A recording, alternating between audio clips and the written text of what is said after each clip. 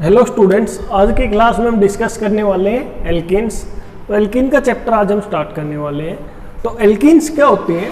Alkenes उन unsaturated compounds को जिनमें कार्बन कार्बन डबल बॉन्ड होता है उनको एल्कीन्स कहा जाता है। Alkenes are the unsaturated compounds having carbon carbon double bond, कि जिन भी हाइड्रोकार्बन्स के अंदर जो भी अनसैचुरेटेड हाइड्रोकार्बन्स हैं जिनमें कार्बन कार्बन डबल बॉन्ड होता है उनको एल्कीन्स कहते हैं। अब एल्कीन्स का जो दूसरा नाम होता है उनको ओलिफिन्स भी बोला जाता है, कि एल्कीन्स का जो ओलिफिन भी बोला जाता है एल्कीन्स को। अब ऐसा क्यों बोला जाता है? क्योंकि ओलिफिन्स का मतलब होता है ऑयल फॉर्मिंग। ये जो वर्ड है ओलिफिन्स, इसका मतलब होता है ऑयल फॉर्मिंग। अब क्या होता है कि जो भी हमारी लोअर एल्कीन्स होती है, जब हम उनकी रिएक्शंस करवाते हैं तो ऑयली कंपाउंड्स बनाती है। जैसे लोअर एल्कीन्स की जब हम हेलोजन के साथ रिएक्शंस करवाते हैं तो जो भी कंपाउंड हमारे बनते हैं वो ऑयल जैसे होते हैं, तो इसलिए इनको ओलिफिन्स भी बोलते हैं। और एल्कीन्स का जर्नल फॉर्मूला अगर हम देखते हैं तो जर्नल फॉर्मूला होता है CnH2n। N यहाँ पे 2, 3, 4 से लेके कुछ भी हायर नंबर हो सकता है, लेकिन n = 1 नहीं हो सकता है, क्योंकि जब n को 1 रखेंगे तो नंबर ऑफ कार्बन एटम कितने हो जाएंगे? 1। और जब 1 कार्बन होगा तो 1 कार्बन डबल बॉन्ड कैसे बनाएगा? कोई दूसरा कार्बन होना चाहिए तभी डबल बॉन्ड बनेगा, और जब कार्बन कार्बन में डबल बॉन्ड बनेगा तभी एल्कीन हमारी फॉर्म होगी। तो CnH2n इनका जर्नल फॉर्मूला होता है। n की वैल्यू यहाँ 2, 3, 4 से लेके हायर वैल्यूज हो सकती है, ये फ्रैक्शन में नहीं हो सकती है n की वैल्यू। तो ये हमने देख लिया। अब यहाँ पे हम देख रहे हैं नोमेनक्लेचर ऑफ एल्कीन्स। तो जैसा कि हमें पता है कि हम एल्कीन्स का नोमेनक्लेचर 2 तरीके से बताते हैं, एक तो कॉमन नेम होता है और एक IUPAC नेम होता है। तो कॉमन नेम के अंदर एल्कीन्स को हम बोलते हैं एल्काइलिन्स। एल्काइलिन्स एल्कीन्स का अगर कॉमन नेम बताना हो तो इनको क्या बोलते हैं हम? जनरली एल्काइलिन्स बोला जाता है, ये इनका जनरल नेम है। IUPAC नेम में हम क्या करते हैं कि जो भी एल्कीन होती है उसका वर्ड रूट प्लस में क्या ऐड कर देते हैं? वर्ड इन, कि जो भी वर्ड रूट होता है उसके साथ इन ऐड कर देते हैं तो एल्कीन का IUPAC नेम हो जाता है। तो चलिए यहाँ पे देखते हैं कि कॉमन नेम हमें बताना है C2H4। ये हमारी सबसे छोटी एल्कीन होती है, C2H4। अब यहाँ पे नंबर ऑफ कार्बन एटम कितने हैं? 2 कार्बन एटम है। तो 2 कार्बन के लिए कॉमन नेम जब हमें बताना हो, 2 कार्बन की एल्कीन होती है तो उसके लिए हम क्या बोलते हैं? एल्काइलिन। तो यहाँ पे C2H4 है तो इसका कॉमन नेम हो जाएगा इथाइलिन, क्योंकि 2 कार्बन के लिए इथ वर्ड यूज होता है। तो 2 कार्बन की एल्कीन क्या हो जाएगी? इथाइलिन। अब IUPAC ये तो हो गया कॉमन नेम। IUPAC नेम बताना हो तो ये वर्ड रूट आपको पता होगा। कार्बन जब 1 होता है तो 1 कार्बन के एटम के लिए हम क्या वर्ड रूट यूज करते हैं? मिथ। 2 के लिए क्या यूज करते हैं? इथ। 3 के लिए प्रोप, 4 के लिए ब्यूट, 5 के लिए पेंट, 6 के लिए हेक्स, 7 के लिए हेप्ट, 8 के लिए ओक्ट, 9 के लिए नॉन और 10 के लिए डेक। तो ये वर्ड रूट हम यूज करते हैं नंबर ऑफ कार्बन एटम्स के लिए। तो यहाँ पे नंबर ऑफ कार्बन एटम कितने हैं? 2। तो 2 कार्बन एटम का वर्ड रूट क्या होगा? इथ। तो वर्ड रूट के साथ में हमें इन ऐड करना है, तो ये इथ के साथ में जब इन ऐड कर दिया तो ये हमारा IUPAC नेम हो गया इस एल्कीन का, इथीन। 2 कार्बन एटम है तो IUPAC नेम उस एल्कीन का क्या होगा? इथीन। अब यहाँ पे 3 कार्बन एटम है। 3 कार्बन एटम होते हैं तो वर्ड रूट क्या होता है हमारा? प्रोप। तो 3 कार्बन एटम की कोई एल्कीन है उसका कॉमन नेम हम बताएंगे। तो कॉमन नेम कैसे बताते हैं? एल्काइलिन से। तो 3 कार्बन एटम है तो प्रोपाइलिन बन जाएगा। और 3 कार्बन एटम का कोई एल्कीन है उसका IUPAC नेम बताना है, तो 3 कार्बन की एल्कीन का IUPAC नेम क्या होगा? पहले वर्ड रूट लिखेंगे। 3 कार्बन एटम के लिए वर्ड रूट बनता है प्रोप, उसके साथ में क्या ऐड कर देंगे? इन, तो ये प्रोपीन बन जाएगा। तो ये हमारा IUPAC नेम हो गया C3H6 के लिए। अब हमारे पास ये C4H8 एल्कीन है। अभी देखिए ये जो हमने लिखा था कि ये C2H4, तो इसके लिए तो सिर्फ ये ही स्ट्रक्चर पॉसिबल होती है।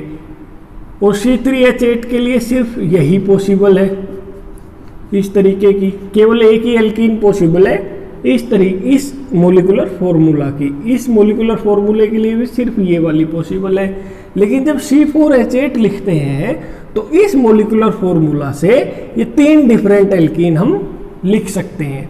तो इन तीनों को अब हमें अलग अलग नेम बताना होगा। तो C4H8 से अगर हम लिखते हैं तो एक एल्कीन तो ये बन जाती है जिसमें डबल बॉन्ड यहाँ पे है, एक एल्कीन ऐसी बन जाती है जिसमें डबल बॉन्ड 2 कार्बन के यहाँ इसके बीच में आ गया है, एक एल्कीन ऐसी बनती है जिसमें इस तरीके की ये स्ट्रक्चर हम बनाते हैं। तो अभी तीनों का हम 1 बाय 1 देख लेंगे। तो सबसे पहले इसका हम देखते हैं कॉमन नेम। तो कॉमन नेम कैसे लिखा जाता है इस तरह की एल्कीन में कि इस कार्बन को हम बोलेंगे अल्फा, इस कार्बन को हम बोलेंगे बीटा, ये वाला कार्बन गामा, ठीक है, और नेक्स्ट वाला कार्बन होता है हमारा डेल्टा। तो इस तरह से कार्बन एटम की नंबरिंग करते हैं हम कॉमन नेम बताने के टाइम पे। तो इस तरीके से कार्बन एटम्स को डिनोट करते हैं। तो जब हमें इसका कॉमन नेम बताना है तो यहाँ पे बन जाएगा ये अल्फा ब्यूटाइलिन, 4 कार्बन एटम है, एल्काइलिन कॉमन नेम होता है, तो 4 कार्बन एटम के लिए एल्काइलिन क्या होगी, ब्यूटाइलिन। अब यहाँ पे तो ये क्या अल्फा कार्बन है पहला, उसी के साथ डबल बॉन्ड है, तो ये अल्फा ब्यूटाइलिन हो गई। दूसरे वाले में ये अल्फा, ये बीटा, ये गामा और ये डेल्टा। तो सिर्फ हमें यहीं तक जरूरत है। तो ये अल्फा पे डबल बॉन्ड नहीं है, बीटा वाले कार्बन पे डबल बॉन्ड आ रहा है, तो ये बीटा ब्यूटाइलिन हो जाएगी। इस वाले में अब हम कॉमन नेम बताएंगे। तो इसका कॉमन नेम कैसे बताएंगे, इसके कॉमन नेम में ये जो ग्रुप हमने यहाँ पे लिखा है इस तरीके का जो ये ग्रुप होता है जिसमें कार्बन के ऊपर ये 2 CH3 ग्रुप इस तरीके से जुड़े रहते हैं, इसको बोलते हैं आइसो ग्रुप। तो ये हमारा यहाँ पे क्या है, आइसो ग्रुप है। तो इसका कॉमन नेम हो जाएगा आइसो ब्यूटाइलिन। आइसो तो ये ग्रुप हो गया। Total number of carbon atom कितने हैं, 4, 1 2 3 4। तो 4 कार्बन एटम के लिए जो हमारी एल्काइलिन होती है वो क्या होती है, ब्यूटाइलिन। तो ये इसका कॉमन नेम हो जाएगा आइसो ब्यूटाइलिन। तो ये हमने कॉमन नेम देख लिया C4H8 की जो भी एल्कीन्स पॉसिबल होती है। अब IUPAC नेम की बात करें तो IUPAC नेम लिखने के टाइम पे हमें नंबरिंग करनी पड़ती है। जो भी हमारे कार्बन एटम है उनको हम नंबर दे देते हैं। सबसे पहला नंबर उस कार्बन एटम को दिया जाता है जो डबल बॉन्ड के सबसे नज़दीक है। तो यहाँ पे जब हम नंबरिंग करेंगे तो ये आप यहाँ पे देखिए कि ये वाला डबल बॉन्ड ये वाला कार्बन एटम सबसे पहला है, इसी के ऊपर डबल बॉन्ड है, तो इसको 1 नंबर दे दिया, इसको 2 दे दिया। आगे हमें नंबर देने की ज़रूरत नहीं है, लिखने को आप लिख सकते हो। इसको 4 नंबर दे दिया है। तो यहाँ पे 1 कार्बन जो फर्स्ट कार्बन एटम है उसी पे डबल बॉन्ड है, तो इसका नेम क्या हो जाएगा, 4 कार्बन एटम है तो इसके लिए वर्ड रूट तो क्या हो जाएगा, 4 कार्बन एटम के लिए वर्ड रूट होता है ब्यूट। तो ये ब्यूट हो गया 4 कार्बन एटम के लिए वर्ड रूट। प्लस में क्या करते हैं, इन। लेकिन इन लिखने से पहले अब हमें पोजीशन बतानी होगी डबल बॉन्ड की। तो ये ब्यूट और साथ में ये वाला है हमारा, ये इस तरीके से है। तो ब्यूट और डबल बॉन्ड कौन से कार्बन पे है, फर्स्ट कार्बन पे, तो ये ब्यूट 1 इन। तो ये इसका IUPAC नेम हो गया। नेक्स्ट वाले में देखेंगे तो ये हमारा क्या है, यहाँ पे ये फर्स्ट कार्बन, ये सेकंड कार्बन, ये थर्ड, ये फोर्थ। तो सेकंड कार्बन के ऊपर डबल बॉन्ड आ रहा है। नंबर ऑफ कार्बन एटम 4 है, तो 4 कार्बन एटम है तो ब्यूट आ गया हमारा। और सेकंड वाले कार्बन एटम पे डबल बॉन्ड है तो ब्यूट 2 इन। इन से पहले हमें ये इन क्या बता रहा है हमारा, डबल बॉन्ड। और इन से पहले हमें नंबर लिखना पड़ेगा कि कौन से कार्बन एटम पे वो डबल बॉन्ड आ रहा है। तो ये दूसरे कार्बन एटम पे ये डबल बॉन्ड आ रहा है तो ब्यूट 2 इन। इसके बाद अब यहाँ पे अगर हमें इसका नेम बताएंगे तो इसका नेम कैसे बताएंगे, ये हमारा फर्स्ट कार्बन एटम, इसको दे देंगे हम, इसको नंबर 1 दे देंगे क्योंकि डबल बॉन्ड यहाँ सबसे नज़दीक आ रहा है। इसको 2 दे देंगे, इसको 3 दे देंगे, इसको भी 3 दे सकते हो, तो ये 2 पे फिर मिथाइल हो जाएगा। तो यहाँ पे टोटल कार्बन एटम अब यहाँ पे क्या है कि 1 2 3 3 कार्बन एटम है, हमें लॉन्गेस्ट चेन सेलेक्ट करनी होती है कार्बन एटम की एक लंबी चेन हमें सेलेक्ट करनी होती है। तो ये हमारी एक चेन बन गई। अब 2 के ऊपर क्या आ रहा है, ये सब्स्टिट्यूएंट लगा हुआ है मिथाइल ग्रुप, तो 2 पे मिथाइल, 2 मिथाइल, ये कितने कार्बन बच गए 3, 2 मिथाइल, 3 कार्बन एटम के लिए वर्ड रूट होता है प्रोप, और यहाँ फर्स्ट कार्बन एटम पे डबल बॉन्ड है तो प्रोप 1 इन, तो 2 मिथाइल प्रोप 1 इन इसका IUPAC नेम हो जाएगा। तो इस तरीके से एल्कीन्स का हम नोमेनक्लेचर बताते हैं। इसके बाद आता है फिजिकल प्रॉपर्टीज ऑफ एल्कीन्स, कि सबसे पहली फिजिकल प्रॉपर्टीज है वो होती है फिजिकल स्टेट, कि जो हमारी एल्कीन्स होती है वो रूम टेम्परेचर पे कैसे दिखाई देती है। फिजिकल स्टेट के बारे में हम बात कर रहे हैं। तो जितनी भी एल्कीन्स होती हैं, अगर उनके अंदर नंबर ऑफ कार्बन एटम 2 से 4 तक होते हैं, कि नंबर ऑफ कार्बन एटम अगर एल्कीन में 2 से लेकर 4 तक होते हैं, तो वो एल्कीन्स रूम टेम्परेचर पे गैसियस स्टेट में एग्जिस्ट करेंगी, कि वो गैसियस होती हैं। अगर number of carbon atom alkene में 5 से लेकर 15 तक होते हैं, तो वो सभी एल्कीन्स लिक्विड स्टेट में एग्जिस्ट करती हैं। अगर नंबर ऑफ कार्बन एटम हमारे 15 से ज़्यादा हैं, तो वो सभी एल्कीन्स हमारी सॉलिड स्टेट में एग्जिस्ट करेंगी। तो ये फिजिकल स्टेट डिसाइड हो रही है नंबर ऑफ कार्बन एटम से। इसके बाद अभी हम देखते हैं मेल्टिंग पॉइंट्स। मेल्टिंग पॉइंट में अब हम 2 केस यहाँ पे देखेंगे। तो सबसे पहला जो केस है ये ए, तो इसमें हम देख रहे हैं कि जो मेल्टिंग पॉइंट होता है एल्कीन्स का, that is greater then melting point of alkenes, कि जो एल्कीन का मेल्टिंग पॉइंट होता है वो एल्केन से ज़्यादा होता है। अब ऐसा क्यों होता है, देखिए ये तो हमारी एल्कीन है, ये हमारी एल्कीन है, और एल्केन अगर हम लिखें तो एल्केन में कोई डबल बॉन्ड नहीं होता है। ये हमारा एल्केन है, ये एल्कीन है, ये एल्कीन है। तो इन दोनों में डिफरेंस क्या दिखाई दे रहा है, इसमें डबल बॉन्ड है, डबल बॉन्ड मतलब इसमें पाई बॉन्ड है, और इसके अंदर सारे के सारे सिग्मा बॉन्ड है। तो जो पाई बॉन्ड होते हैं, तो पाई बॉन्ड के अंदर जो पाई इलेक्ट्रॉन्स होते हैं वो पोलराइजेबल होते हैं। पाई इलेक्ट्रॉन जो होते हैं वो पोलराइजेबल होते हैं। इसकी वजह से मॉलिक्यूल्स के अंदर थोड़ी सी पोलैरिटी आ जाती है। पोलैरिटी आने की वजह से मॉलिक्यूल्स के अंदर फोर्स ऑफ अट्रैक्शन इंक्रीज हो जाता है, इंटरमोलिकुलर फोर्स ऑफ अट्रैक्शन, जिसकी वजह से मेल्टिंग पॉइंट हमारा इंक्रीज हो जाता है। तो क्या होता है कि जो भी एल्कीन होती है तो उनके अंदर due to the presence of the pi electrons, due to the presence of the pi electrons, उन एल्कीन्स के अंदर फोर्स ऑफ अट्रैक्शन ज़्यादा होता है, इसीलिए एल्कीन्स का मेल्टिंग पॉइंट ज़्यादा होता है। लेकिन जो हमारी एल्केन्स होते हैं उन सभी के अंदर सिग्मा इलेक्ट्रॉन्स होते हैं। सभी के अंदर सारे के सारे बॉन्ड सिग्मा होते हैं एल्केन में, उनके अंदर सिग्मा इलेक्ट्रॉन्स होते हैं। सिग्मा इलेक्ट्रॉन्स नॉन पोलराइजेबल होते हैं। जब नॉन पोलराइजेबल होंगे तो उनके बीच में फोर्स ऑफ अट्रैक्शन कम होगा, इंटरमोलिकुलर फोर्स ऑफ अट्रैक्शन, इसीलिए एल्केन्स का जो मेल्टिंग पॉइंट है वो एल्कीन्स से कम होता है। इसके बाद अब हमने ये तो एल्केन और एल्कीन के मेल्टिंग पॉइंट को कंपेयर किया। इसके बाद अभी हम देखते हैं melting point of trans alkene is greater than cis alkene, कि जो भी एल्कीन्स होती है तो जो ट्रांस एल्कीन होगी उसका मेल्टिंग पॉइंट सिस एल्कीन से ज़्यादा होगा। अब ऐसा क्यों होता है, क्योंकि ये हमारी सिस एल्कीन है, ये ट्रांस एल्कीन है।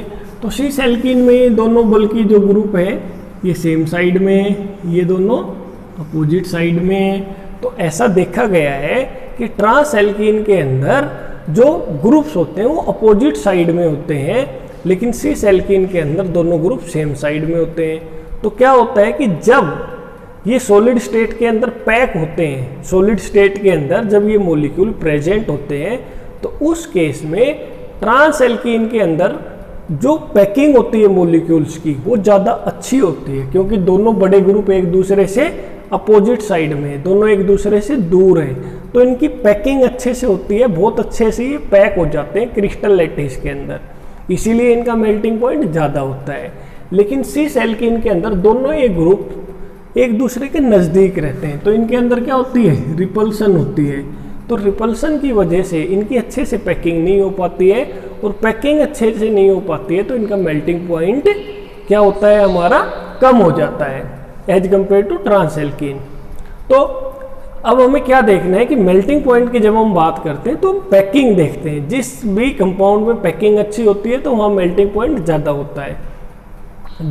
इसके बाद अभी हम देखते हैं डाइपोल मोमेंट। तो डाइपोल मोमेंट की जब हम बात कर रहे हैं तो जो सिस एल्कीन्स होती है उनकी डाइपोल मोमेंट ज़्यादा होती है as compare to trans alkene. अब ऐसा क्यों होता है? क्योंकि डाइपोल मोमेंट एक वेक्टर क्वांटिटी होती है। डाइपोल मोमेंट एक वेक्टर क्वांटिटी होती है, तो किसी भी मॉलिक्यूल की जो डाइपोल मोमेंट होती है उसको हम कैसे कैलकुलेट करते हैं कि जितने भी उस मॉलिक्यूल के अंदर बॉन्ड हैं उन सभी बॉन्ड की डाइपोल मोमेंट को हम ऐड कर देते हैं, तो हमारे पास नेट डाइपोल मोमेंट आ जाती है उस मॉलिक्यूल की। हर एक बॉन्ड की जो डाइपोल मोमेंट होती है उसको बॉन्ड मोमेंट बोलते हैं। तो जो सिस एल्कीन होती है इसमें ये देखिए, ये हमारी सिस एल्कीन है और ये हमारी ट्रांस एल्कीन है।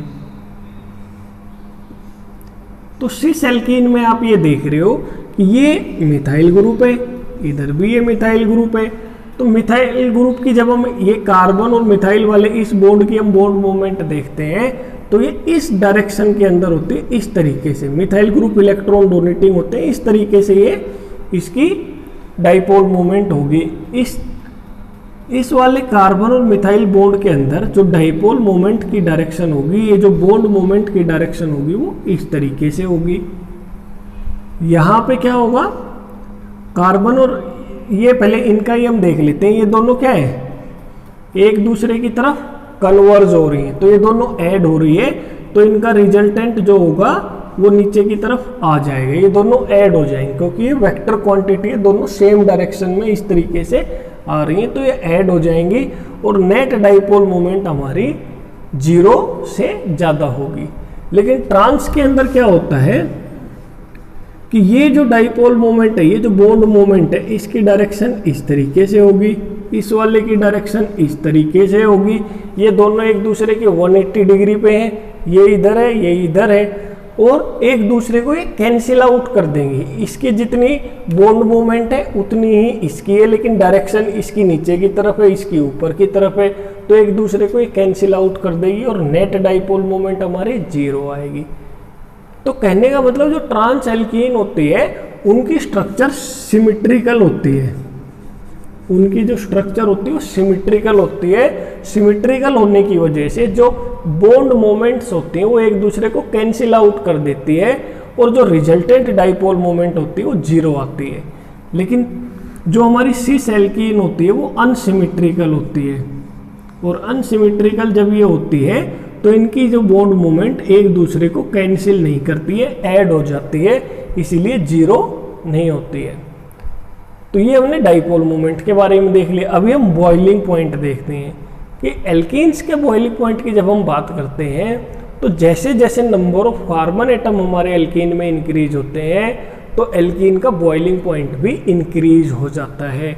जैसे यहाँ पे ये एल्कीन है 2 कार्बन एटम की, इस एल्कीन में 3 कार्बन एटम है, इस एल्कीन में 4 कार्बन एटम है, एंड सो ऑन, ये सीरीज ऐसे चल रही है। तो जितने number of carbon atom increase हो रहे हैं इधर, तो बॉइलिंग पॉइंट भी इंक्रीज हो रहा है। एक तो ये पॉइंट हमने देखा। अब यहाँ पे हम कंपेयर कर रहे हैं कि सिस एल्कीन और ट्रांस एल्कीन के बॉइलिंग पॉइंट को हम देखते हैं, तो वहाँ पे क्या पता चलता है कि जो सिस एल्कीन है उसका बॉइलिंग पॉइंट ट्रांस एल्कीन से ज़्यादा होता है, कि cis alkenes have higher boiling point as compare to the trans alkene. अब ऐसा क्यों होता है? क्योंकि मेल्टिंग पॉइंट में हमें देखना होता है पैकिंग, कि सॉलिड स्टेट के अंदर मॉलिक्यूल्स की पैकिंग कितनी अच्छी है। लेकिन जब हम बॉइलिंग पॉइंट की बात करते हैं तो वहाँ पे हमें देखना होता है मॉलिक्यूल्स के बीच में फोर्स ऑफ अट्रैक्शन कितना है, इंटरमोलिकुलर फोर्स ऑफ अट्रैक्शन हमें देखना होता है। तो यहाँ पे हमने देखा है कि सिस एल्कीन का जो बॉइलिंग पॉइंट है वो ट्रांस एल्कीन से ज़्यादा होता है। अब ऐसा क्यों होता है? क्योंकि यहाँ पे आपने देखा कि जो सिस एल्कीन है, ये वाली हमारी सिस एल्कीन है और ये हमारी ट्रांस एल्कीन है। तो सिस एल्कीन के अंदर डाइपोल मोमेंट 0 नहीं होती है। जब सिस एल्कीन के अंदर डाइपोल मोमेंट 0 नहीं होती है तो इसका मतलब उसके अंदर कुछ पोलैरिटी होती है। पोलैरिटी होने का मतलब कि उसके अंदर कुछ चार्ज सेपरेशन होता है, वो पोलर होती है। अब पोलर होने की वजह से जो पोलर कंपाउंड होते हैं उनमें फोर्स ऑफ अट्रैक्शन ज़्यादा होता है as compare to non polar compound जिनके अंदर डाइपोल मोमेंट जीरो होती है। जैसे ये जो ट्रांस की हम बात करें तो इसके अंदर डाइपोल मोमेंट जीरो होती है, तो ये कैसा होता है, नॉन पोलर। ट्रांस कैसे होते हैं, नॉन पोलर। और ये जो सिस होते हैं ये पोलर होते हैं, सिस कंपाउंड जो होते हैं ये पोलर होते हैं। तो पोलैरिटी होने की वजह से सिस एल्कीन के अंदर इंटरमोलिकुलर फोर्स ऑफ अट्रैक्शन ज़्यादा होता है, इसी वजह से इनका बॉइलिंग पॉइंट भी ज़्यादा होता है। लेकिन ट्रांस एल्कीन में नॉन पोलर नेचर होने की वजह से इंटरमोलिकुलर फोर्स ऑफ अट्रैक्शन काफ़ी कम होता है, इसीलिए इनका बॉइलिंग पॉइंट भी कम होता है। इसके बाद हम सोल्यूबिलिटी देखते हैं। और सोल्यूबिलिटी की बात करें तो जितनी भी एल्कीन्स है ये हाइड्रोकार्बन्स हैं, और हाइड्रोकार्बन्स कैसे होते हैं, नॉन पोलर होते हैं। तो एल्कीन्स हाइड्रोकार्बन है और इसका नेचर क्या होता है, एल्कीन्स का नॉन पोलर नेचर होता है। तो एक हमने प्रिंसिपल पढ़ा हुआ है कि लाइक डिजोल्व इन लाइक, कि जो जैसा होता है वो उसी के अंदर घुलता है। तो जो एल्कीन्स होती है नॉन पोलर होती है, इसीलिए ये नॉन पोलर सॉल्वेंट के अंदर या फिर वीकली पोलर सॉल्वेंट के अंदर इजीली डिजोल्व हो जाती है, सोल्यूबल हो जाती है।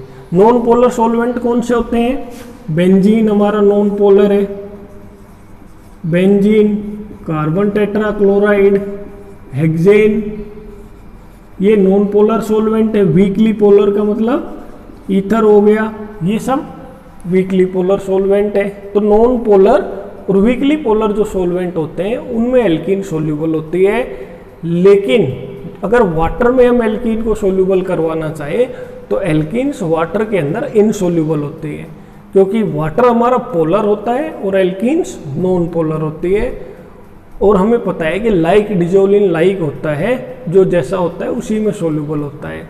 तो वाटर पोलर है, एल्कीन नॉन पोलर, इसीलिए एक दूसरे में सोल्यूबल नहीं होते हैं।